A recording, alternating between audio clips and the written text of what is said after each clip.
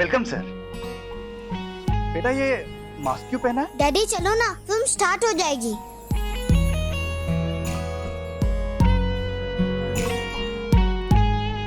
आइए sir, please आइए।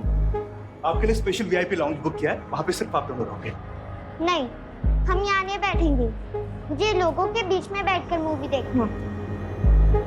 No problem sir, आ जाइए प्लीज।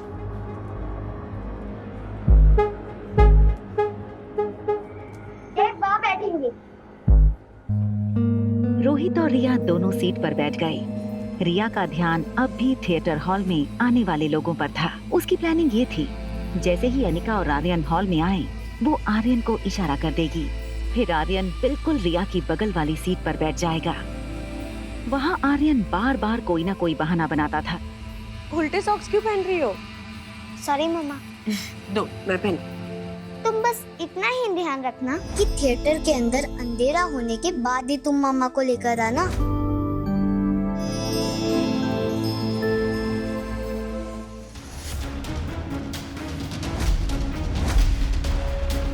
फेरे पूरे होने से पहले ही दुल्हन हो गई प्रेग्नेंट। दुल्हन और बाराती सारे हो गए हैरान। आखिर क्या है राज? जानने के लिए सुनते रहिए एक लड़की को देखा तो, सिर्फ पॉकेट एफएम पर। हजारों कोशिशों के बाद आर्यन अनिका को थिएटर पहुंचने में 15 मिनट लेट करवाने में कामयाब रहा। मैं कुछ भूल गई हूँ, जल्दी से लेके आती हूँ। तुम यहीं खड़े रहना, ओके? और कोई शैतानी मत करना। रोहित के मोबाइल स्क्रीन पर कंपनी के जीएम का फोन आया।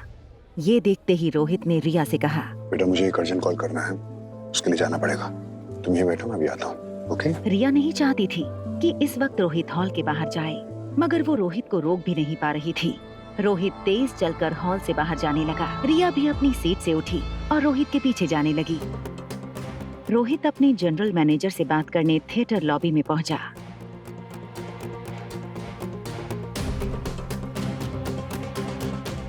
ये आर्यन क्या कर रहा है? ओह माय गॉड, डैड देख लेंगे तो गड़बड़ हो जाएगी।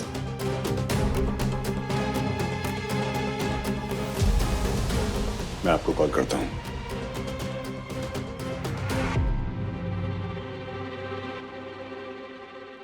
आर्यन, तुम यहाँ क्या कर रहे हो? मर गए। अब क्या होगा? मैंने तुमसे कहा था ना अंदर बैठे रहने को। तो बाहर क्यों आए? और मास्क कहाँ है तुम्हारा? ग्लव्स भी निकाल दिए। आर्यन, तुम आज सुबह से ना बहुत शैतानियां कर चुके हो। अब बस चलो अंदर। मम्मा कहाँ रह गई? ओह नो, अब क्या होगा?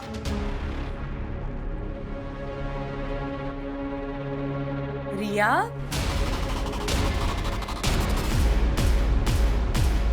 यहाँ क्या कर रही हो? और ये मास्क और ग्लव्स कहाँ से आ गए? पहले तो नहीं थे। रिया ने बड़ा ही स्मार्ट आंसर दिया। वो मम्मा, मुझे अभी रियलाइज हुआ कि मुझे ग्लव्स और मास्क पहनने चाहिए। दरअसल मैं सब कुछ घर से लेकर ही आई थी और वो मुझे ये भी जानना था कि आप मुझे मास्क में पहचान सकते हैं या नहीं। अच्छा, कल शाम से देख रही हूँ बहुत समझदार हो गई हो। कीप इट अप, चलो। ये कहते हुए अनिका रिया का हाथ पकड़कर उसे थिएटर हॉल में ले गई। फिल्म शुरू हो चुकी थी। हॉल में अंधेरा था, जिसकी वजह से अनिका को अपनी सीट ढूंढने में तकलीफ हो रही थी।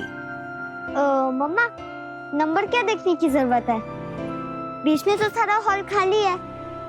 चलो यहाँ बैठ जाते हैं। रिया ने अनिका को ठीक रोहित के बगल वाली सीट पर बिठाया और वो खुद अनिका के बगल की सीट पर बैठी। फिल्म देखने में ना ही रोहित को इंटरेस्ट था, ना ही अनिका को, और ना ही दोनों बच्चों को। रोहित अपने फोन में बिजी था। अनिका की नींद पूरी ना होने की वजह से उसकी आंखें भारी होने लगी थी। उसका सर हल्का सा बगल वाली सीट की ओर झुका। आधी खुली आंखों से अनिका को मोबाइल की रोशनी में चमकता हुआ रोहित का चेहरा दिखा। ये देखकर अनिका मन ही मन मुस्कुराने लगी। उसे लगा इस आदमी की पर्सनालिटी का ऐसा प्रभाव हो रहा है उस पर कि अब नींद में भी उसे रोहित का चेहरा नजर आ रहा था। थोड़ी देर बाद अनिका गहरी नींद में सो गई। दोनों बच्चे एडवेंचर एक्सपेक्ट कर रहे थे, लेकिन ऐसा कुछ नहीं हो रहा था। मम्मा तो सो गई, अब क्या करें? एक आइडिया है, डैड को चिमटी काट।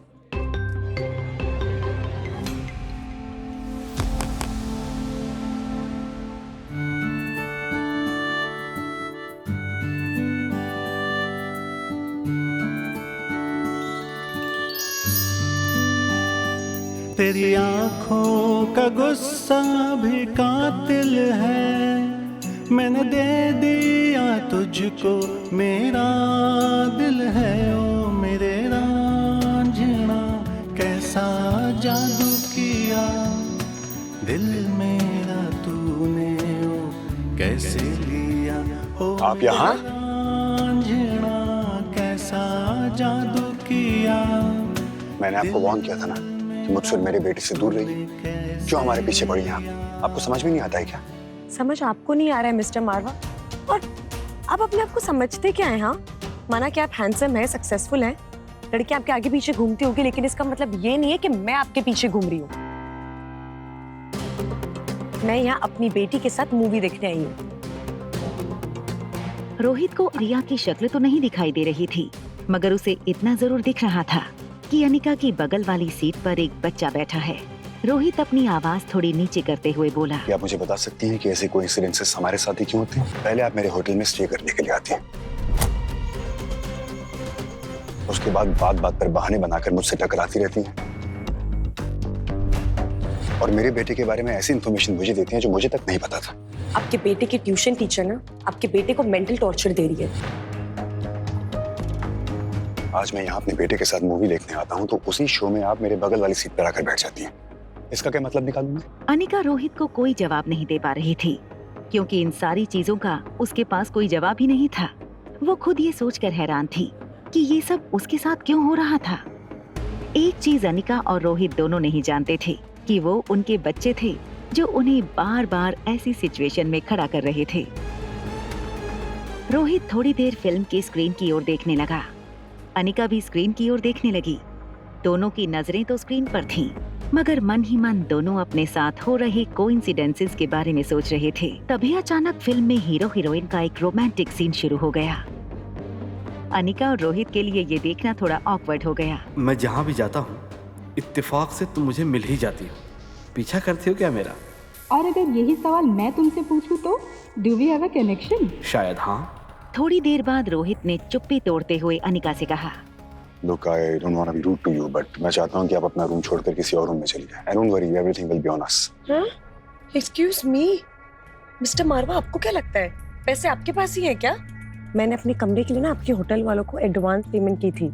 आप मुझे इस तरह रूम से नहीं निकाल सकते। I will sue you. What? You will sue me? आप समझती क्या अपने आप को?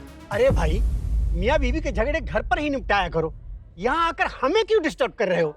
I'm sorry sir, आप अपनी फिल्म एंजॉय कीजिए। Sorry.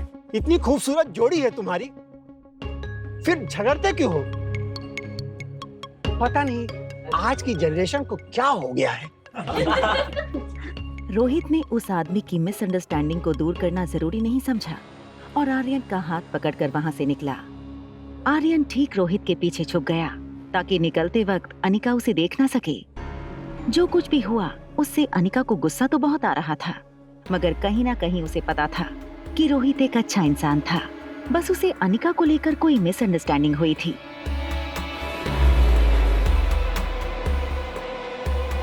अपने स्वीट के पास पहुंचते ही रोहित ने अपने बॉडीगार्ड को वापस जाने का इशारा किया। रोहित ने अंदर जाने से पहले मुड़कर स्वीट नंबर 2402 की ओर देखा, फिर कुछ सोचकर अंदर चला गया।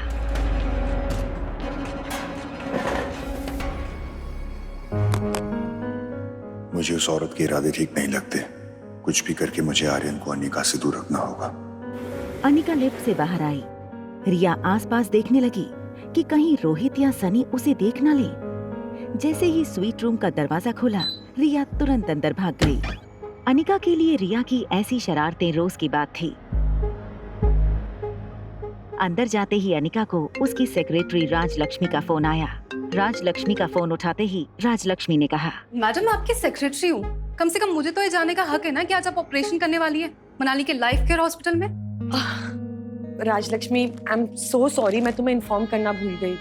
इट्स ओके मैम, उनके हॉस्पिटल से मेल आया था पूछ रहे थे कि आप कब तक आओगी, एटसेट्रा एटसेट्रा। और डॉक्टर अग्रवाल आपका नंबर मांग रहे थे, दे दूं? नहीं, नंबर मत देना मेरा। तुम उनसे कह दो कि मैं टाइम पे पहुंच जाऊंगी, वो टेंशन ना ले। लेकिन देखो, कुछ भी हो जाए नंबर मत देना। ओके डॉक्टर, एज यू से। अच्छा हाँ, उन्होंने डॉक्टर्स की लिस्ट भेजी है, मैं आपको भेज रही हूँ। If you need any changes let me know. Done, thank you. तेरी आंखों का गुस्सा भी कातिल है, मैंने दे दिया तुझको मेरा दिल है। ओ मेरे रांझना कैसा जादू किया। मैडम, अगर आपकी गहरी सोच को डिस्टर्ब ना कर रही हूँ तो 2 मिनट बात कर सकती हूँ? Of course. Go ahead. आगे की कहानी जानने के लिए देखें अगला एपिसोड सिर्फ पॉकेट FM के YouTube चैनल पर। और एक लड़की को देखा तो के सारे एपिसोड को सुनने के लिए डिस्क्रिप्शन में दी गई लिंक से डाउनलोड करें पॉकेट FM ऐप।